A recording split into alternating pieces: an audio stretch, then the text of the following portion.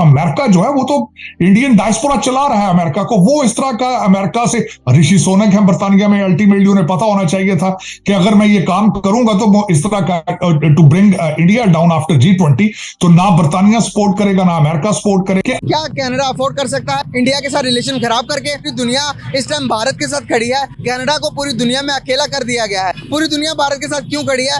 क्या कनाडा ये अफोर्ड कर सकता है कि इंडिया के साथ रिलेशन खराब करके क्या वो सर्वाइव कर सकता है आगे? उन्होंने अपने आप को इस काबिल कर दिया है कि कनाडा जैसा मुल्क उनसे सॉरी करने के लिए मजबूर हो गए। ठीक है, ऐसे यार हमारे यहाँ पे अफगानिस्तान के साथ कोई इशू हो जाए ना तो अफगानिस्तान बाढ़ उठा के ले जाता है, उतार के ले जाता है सर। तो यूएस में जो सिख कम्युनिटी बैठी है, उनके जो मेंबर हैं, उनके जो हेड हैं, उनकी तरफ से भी प्रॉपर भारत को लेके जो है वो स्टेटमेंट दी गई है कि भाई जो कनाडा के प्राइम मिनिस्टर ने बोला है वो बिल्कुल गलत है, हम भारत के साथ खड़े हैं। यूएस के जो सिख कम्युनिटी है उनकी तरफ से भी यही स्टेटमेंट आई है। इससे मैं ये कहता हूँ कम से कम पाकिस्तान यही मौका उठा ले, कोई एटलीस्ट कोई प्रोपेगेंडा मुहिम जैसे इंडिया हमारे खिलाफ चलाता है, पाकिस्तान भी इसको हाईलाइट करे। लेकिन अभी तक तो हमारी फॉरेन मिनिस्ट्री ने कोई बयान तक नहीं जारी किया कि वो कनाडा का साथ दे रहे हैं, ये क्या है। कनाडा में जो इशू हुआ है या जो कनाडियन जो से लोग हैं, ऑफिशियल्स हैं, उन्होंने जो स्टेटमेंट दिया उसके बाद वहाँ पे जो इंडियन रहते हैं उन्होंने प्रॉपर बॉयकॉट किया। उन्होंने कहा हम अपने कंट्री वापस चल जाएंगे। हमारे पाकिस्तानी होते तो वो कहते भाई हमें पाकिस्तान, उन्होंने उधर रहने के लिए कहना था, हमारा पाकिस्तान से तो लिंक ही नहीं है। सर आपको भारत की जरूरत है, भारत को आपकी जरूरत नहीं है भाईजान। आप वो तरक्कियों की नई बुलंदियों को टच कर रहे हैं, आप पस्तियों की नई डेप्थ को टच कर रहे हैं, तो आपकी मजबूरी है उनके साथ रिलेशनशिप करना, और वो भी आप वक्ती तौर पर करते हैं। उसको इतनी बातें करनी नहीं चाहिए, कोई जरूरत नहीं थी। ठीक है, अच्छा वाला मुल्क चल रहा था, वो जरूरत ही नहीं थी ऐसे इस तरह से कोई इस तरह की स्टेटमेंट दे के दोनों काम खाए। और वो इंडिया ज़ाहिर है बड़ी पावर है, बड़ी बात है, बड़ी इकोनॉमी है, उनके साथ उनके रिलेशन है, वो फिर उनको बात माननी पड़ेगी, माननी पड़ेगी।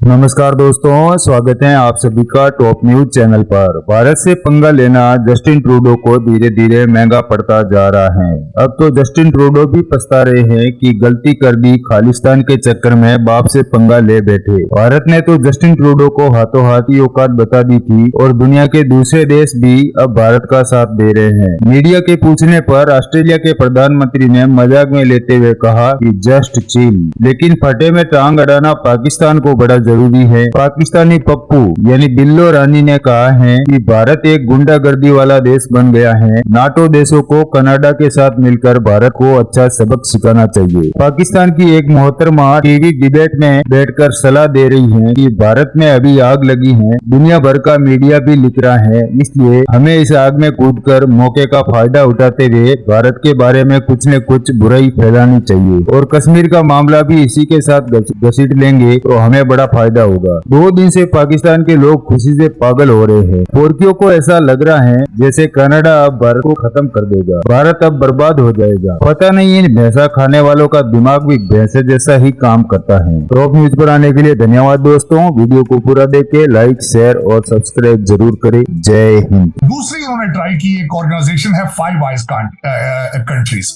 उन्होंने उनसे स्टेटमेंट लेने की कोशिश की, वहां से उनको कोई सपोर्ट हासिल नहीं हुई।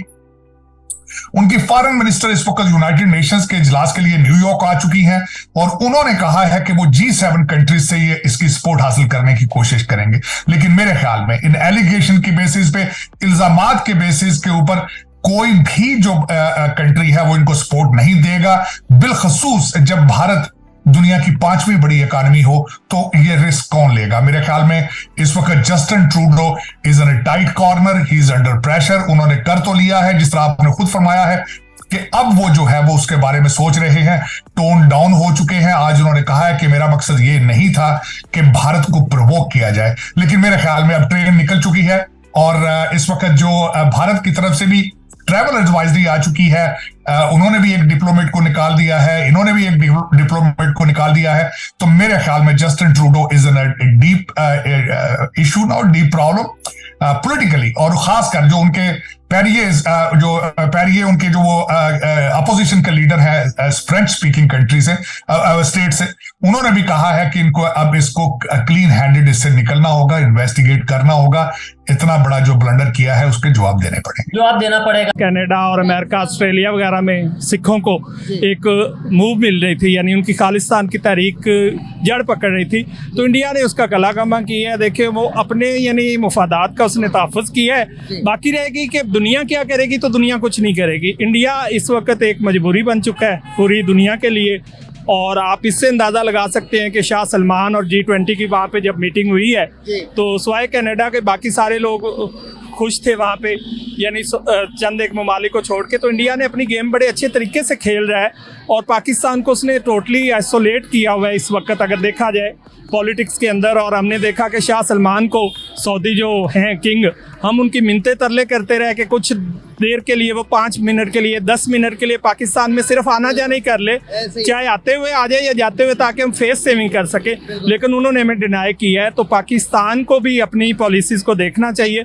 हम तो सीधी सी बात है जी, अमेरिका के गुलाम हैं मगरबी ताकतों के, वो हमें इस्तेमाल करते हैं और टिशू पेपर की तरह फेंक देते हैं।